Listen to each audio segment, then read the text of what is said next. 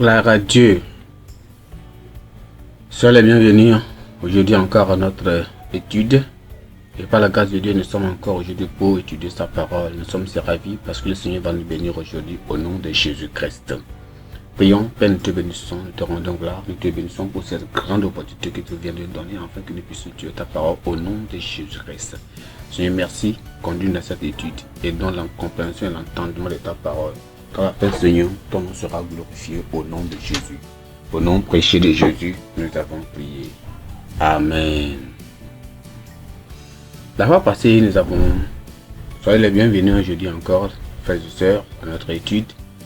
Et la semaine passée, nous avons vu un thème si important qui était le caractère sacré de la vie et des valeurs familiales. Et c'était un livre de Deutéronome chapitre 21 et chapitre 22. Et dans cette étude, nous avons vu que les leçons que nous avons en tirées étaient que Dieu n'est pas content lorsqu'il y a la souillure et lorsqu'il y a aussi le coulement du sang, innocent surtout.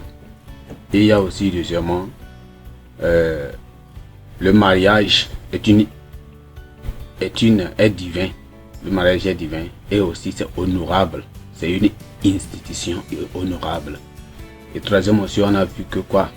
Que notre société aujourd'hui souffre. Notre société aussi aujourd'hui souffre seulement à cause de quoi? À cause des enfants qui ont été abandonnés par leurs parents, par leurs gens qui devaient prendre soin d'eux, et on laisse, et même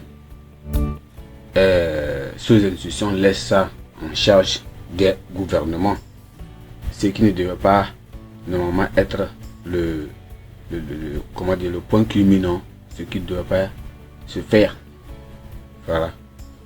Donc aujourd'hui, par la grâce de Dieu, nous venons dans notre étude qui est aussi, on continue dans le livre de Deutéronome. Dans le livre de Deutéronome, chapitre 23 jusqu'à 25, et là on voit les lois diverses. Les lois diverses. Les lois diverses. Et en ce moment où nous parlons, les enfants d'Israël étant dans le pays où le Seigneur les avait donnés, devaient suivre certaines lois, certaines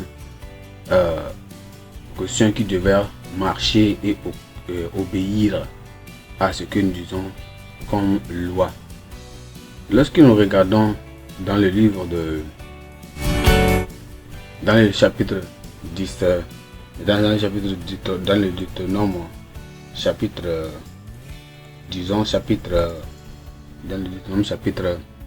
23, on voit que ce chapitre du Deutéronome contient diverses lois et réglementations données par Moïse aux Israélites. Donc on voit que ce chapitre commence par les instructions sur ce qui peut et ne peut pas entrer dans l'assemblée du Seigneur. C'est dans Deutéronome chapitre 23, le verset 1 à 8. Donc ceux qui sont exclus, ou bien soit inclus les personnes ayant des handicaps physiques, des enfants adultérins et certains étrangers. Ensuite, Moïse aussi donne des instructions sur la pureté et la propriété dans le camp d'Israël. Cela inclut quoi? Les règlements pour l'hygiène personnelle, l'élimination des déchets et le traitement des esclaves. C'est comme ça. Donc, ce même chapitre même traite les lois liées à la justice sociale et à la moralité. Donc, celle-ci inclut quoi? Des instructions sur la manière de traiter les esclaves, les étrangers, les pauvres, ainsi que des interdictions contre la prostitution, l'usure ou bien ce qu'on appelle l'oppression. Donc dans le chapitre 24, on voit que quoi? Ce chapitre ici, le chapitre 24 du Deutéronome, aussi donne aussi des règlements, ça donne aussi des lois, des diverses lois aux enfants d'Israël. Et cela va commencer sur le divorce et le remariage. C'est dans le chapitre, à partir du verset 1 jusqu'au verset 4 du chapitre 24 de Deutéronome. Donc là-bas, on est bien expliqué que un homme qui divorce de sa femme et épouse une autre femme et ne peut pas se remarier avec sa première femme si elle a épousé un autre homme. Donc ensuite, Moïse donne des instructions sur le traitement des nouveaux mariés, les gens qui sont nouveaux mariés, comment ils devaient se comporter, ce qu'ils devaient faire. Donc là-bas, c'était bien expliqué qu'un homme marié est exempté du service militaire, surtout lorsque cette personne-là est militaire, soldat. Donc cette personne-là doit être exemptée du service militaire pour un moment. Donc, et d'autres devoirs publics, ceux qui font le travail public. Et cela se fait jusqu'à comment? Pour un an seulement. Jusqu'à un an, la personne va commencer le travail. Voilà, c'est la personne va pouvoir avoir le temps avec sa famille. Donc, dans le chapitre 25, on voit aussi que c'est encore les mots, toujours encore des nouveaux règlements, encore. C'est toujours des règlements, des lois diverses. Et cela, de là, était porté dans le 24, chapitre 25, ça porte sur la punition des coupables, des pécheurs, ceux qui ont fait des choses. Dans les Israélites sont commandés de punir ceux qui sont coupables de mauvaises actions, mais de les faire de manière équitable et juste. Voyez, non? Donc, c'est ce que nous considérons aujourd'hui dans notre étude d'aujourd'hui. Gloire à Dieu. Alors nous voyons aujourd'hui que par la grâce de Dieu, nous regardons dans Deutéronome avant que nous y allons. D'abord, on voit que premièrement on considère les lois diverses. Les lois diverses. Ça veut dire qu'on c'est deux mots ici. C'est deux mots ici qu'on considère. Premièrement, les lois et diverses. Donc, maintenant quand regardons le mot loi, le mot loi est un terme qui fait référence aux règles et règlements qui guident les gens dans une société. C'est ça qu'on appelle comment? Ça qu'on appelle quoi? Loi. Et aussi maintenant, loi diverses.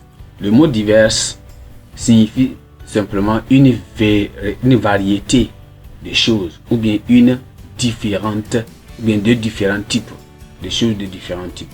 Ce sont des lois différentes. Donc ici on va dire quoi? Des règlements ou des règlements qui guident des règlements ou bien des règles différentes, variées. Gloire à Dieu. Donc nous venons pour voir quelles sont les règles que le Seigneur donna aux enfants ici.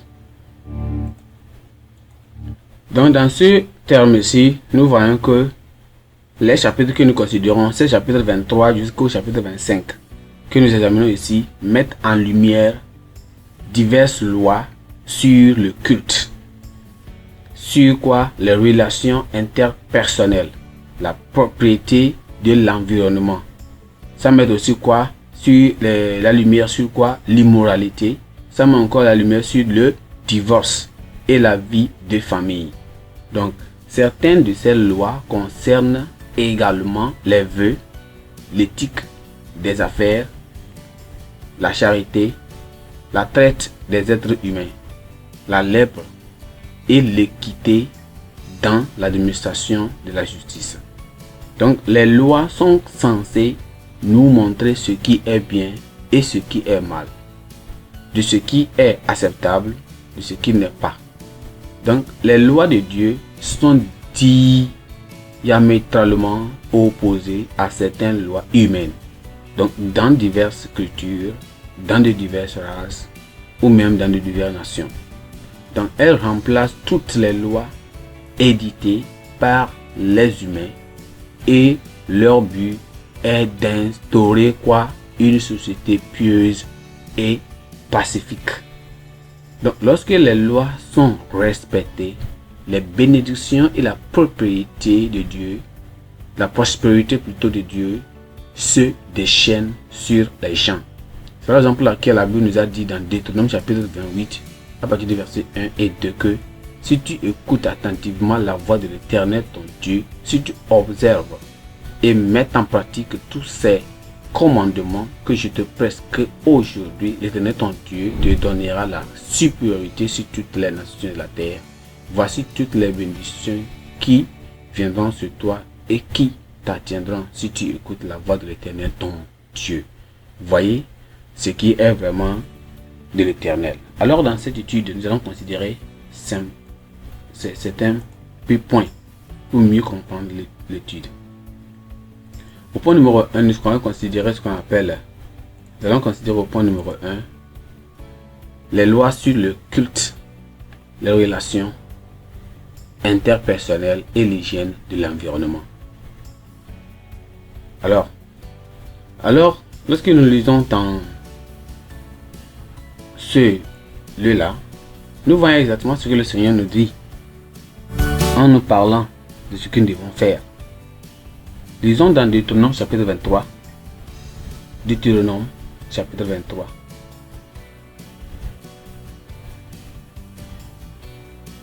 Dans Deutéronome chapitre 23, par verset 1, celui dont les testicules ont été écrasés ou les restes coupes n'arrêtera point dans l'assemblée de l'Éternel.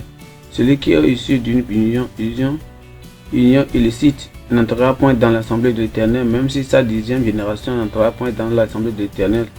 L'Ammonite et le Moabite n'entreront point dans l'assemblée de l'Éternel, même à la 10e génération et à la perpétuité. Vous voyez, non?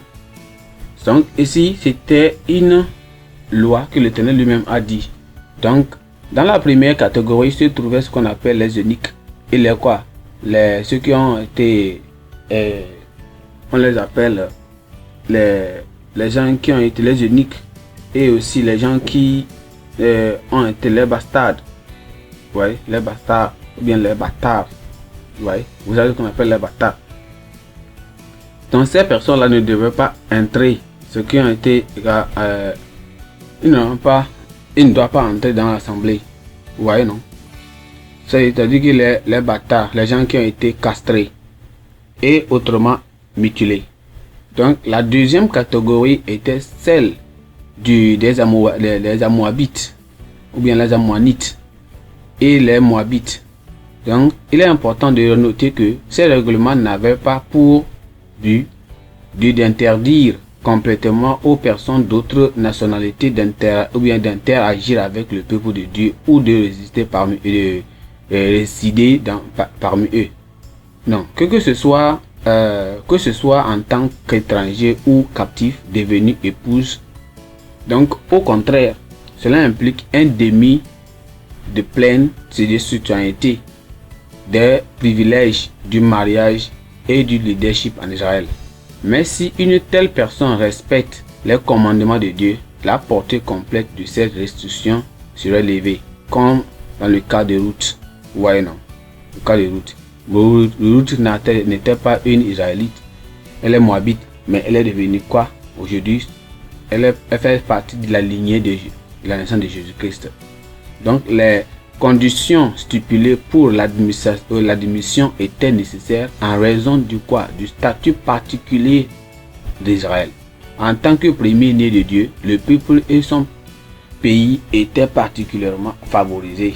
Vous voyez, non? Pour éviter la tendance aux influences corrompues de ces nations idolâtres. Mais on n'a qu'à savoir que dans le Nouveau Testament, cependant, le sacrifice de Christ a supprimé les restrictions imposées par cette loi-là. Vous voyez, non? Ça a ôté toute sa priorité, toute cette loi-là. Non, c'est pourquoi on a dit dans Éphésiens chapitre 2, verset 14 et 15 que car il est notre Père et lui qui des deux n'a fait qu'un, à qui a renversé le mur de séparation qui nous séparait. Vous voyez, non? Donc c'est ça. Il n'y a ni juif ni grec, il n'y a plus d'esclaves ni libres, il n'y a plus ni homme ni femme, car tous vous êtes quoi? Un en Christ Jésus-Christ, en Jésus-Christ. Non, en conséquence, les citoyens aussi sont libres de servir le Seigneur tant qu'ils sont spirituellement et moralement qualifiés et en bonne santé physique, c'est tout. Le Seigneur attend également la pureté de tous ceux qui l'adorent et veut que nous gardions aussi une hygiène personnelle pendant que nous l'adorons. On doit être saint, net et propre, pur dans l'environnement, là où que nous vivons, n'importe où. Il doit avoir quoi? La pureté. On doit aussi l'adorer, notre lieu d'adoration. Comment nous devons l'adorer? On l'adore aussi dans la pureté et dans sa sainteté. Voyez, non? Donc, il déteste quoi? Toute forme d'impurité dans l'environnement. La conduite du style de vie repousse quoi? La présence de Dieu et sa puissance doit être saint et pur, et aussi physiquement comme spirituellement. Et le Seigneur, sa présence sera avec nous au nom de Jésus-Christ, n'importe où nous sommes.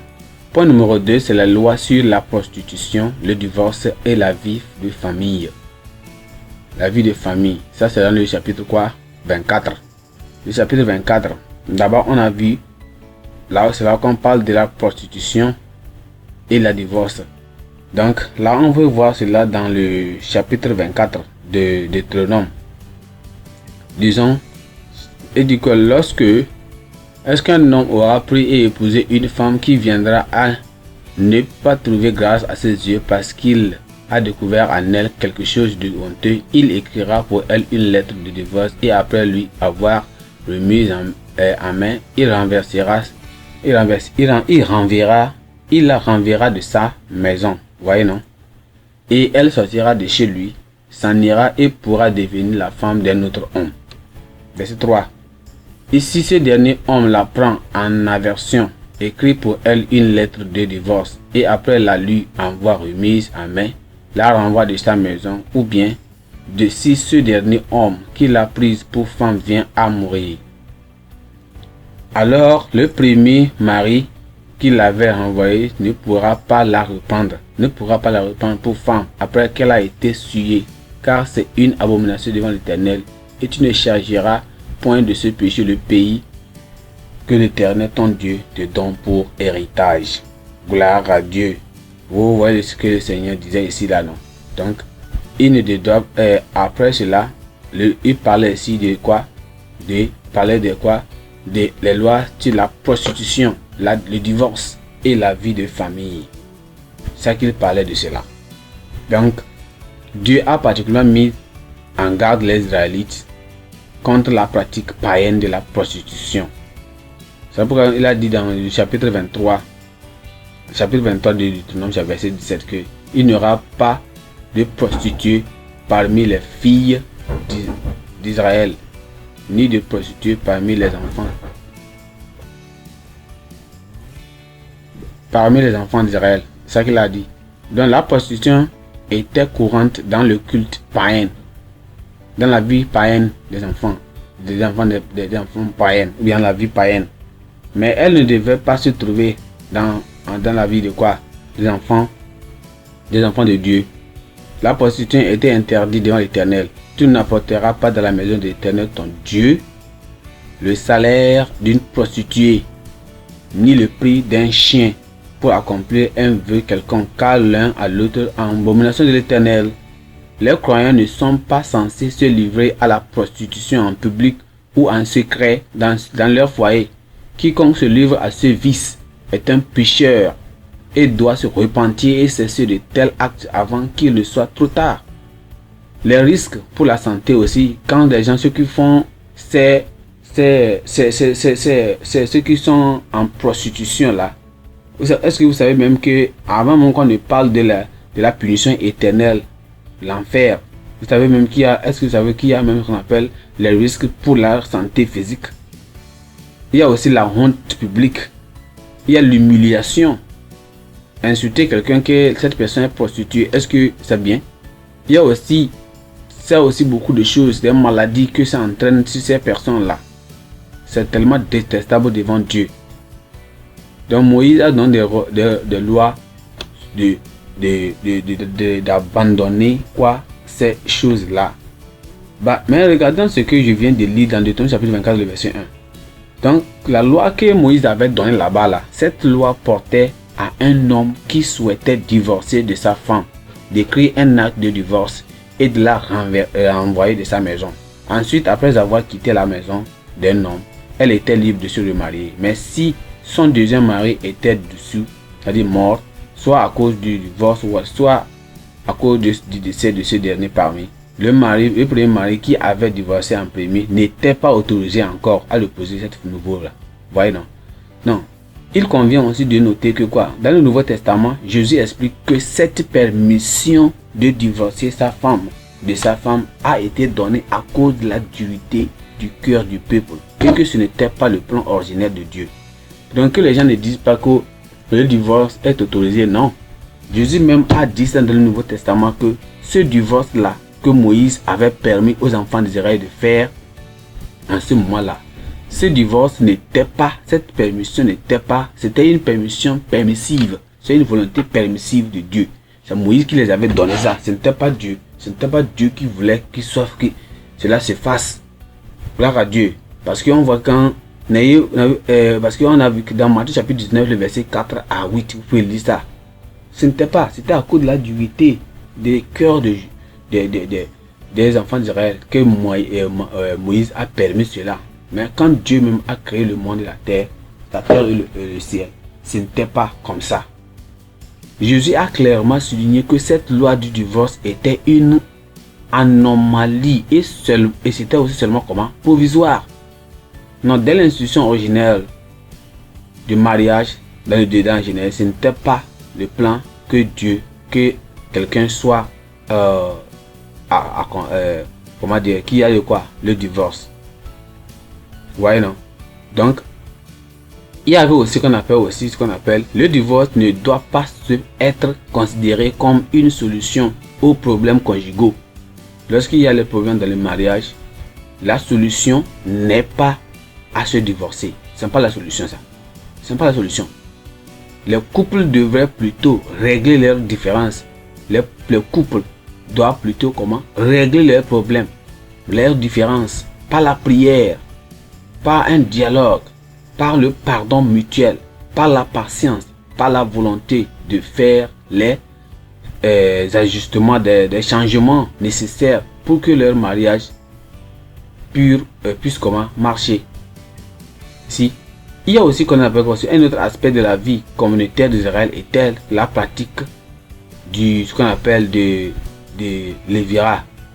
Non, ce pratique-là, c'est s'agissait de la pratique selon laquelle un homme doit épouser la veuve de son frère, sans enfant, afin de lui donner un héritier.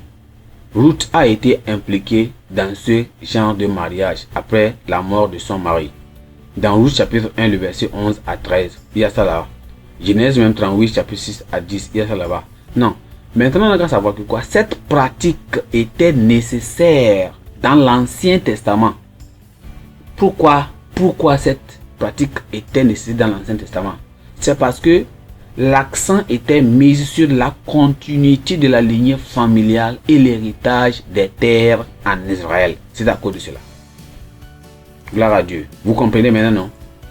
Maintenant, actuellement, nous qui sommes les enfants de Dieu dans le Nouveau Testament, dans la nouvelle dispensation du Nouveau Testament, l'accent n'est pas mis sur la perpétuation de nos descendants naturels, mais sur la vie éternelle.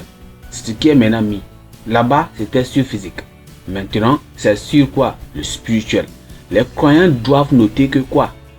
Le lévira, la polygamie, la polyandrie, les mariages homosexuels, c'est-à-dire le gay ou bien le lesbien, sont tous des abominations devant le Seigneur et que quiconque s'y donne risque de passer l'éternité en enfer. La porte de la repentance est ouverte à ceux qui se livrent à cette pratique pécheresse pour se tourner vers Dieu et accepter son offre de rédemption. Le type de mariage acceptable devant Dieu est la monogamie. C'est le type de mariage qui est permis devant Dieu. Une femme, un homme. Gloire à Dieu. C'est ce que Dieu dit. N'est pas de faire n'importe comment. C'est la monogamie. Non, vous voyez la partie numéro 3, les lois sur l'éthique des affaires, les vœux, la charité, les traitements des êtres humains. Sur cela, on voit que quoi? Dans Deutéronome chapitre 24, à partir du verset 10 à 12. Si tu prêtes quelque chose à ton frère, tu n'entreras pas dans sa maison pour prendre son page. Regardons cela dans Deutéronome chapitre 24. Deutéronome chapitre 24, lisons à partir du verset 10. À partir du verset 10. Verset 10, il dit: si tu fais à ton prochain un prêt quelconque, tu n'entreras point dans sa maison pour te saisir de son gage. Tu resteras dehors et celui à qui fait le prêt t'apportera le gage dehors. Si cet homme est pauvre, tu ne te coucheras point en retenant son gage. Vous voyez, non? Vous voyez comment le Seigneur a donné ses lois aux enfants d'Israël concernant ce qu'ils devaient faire pour que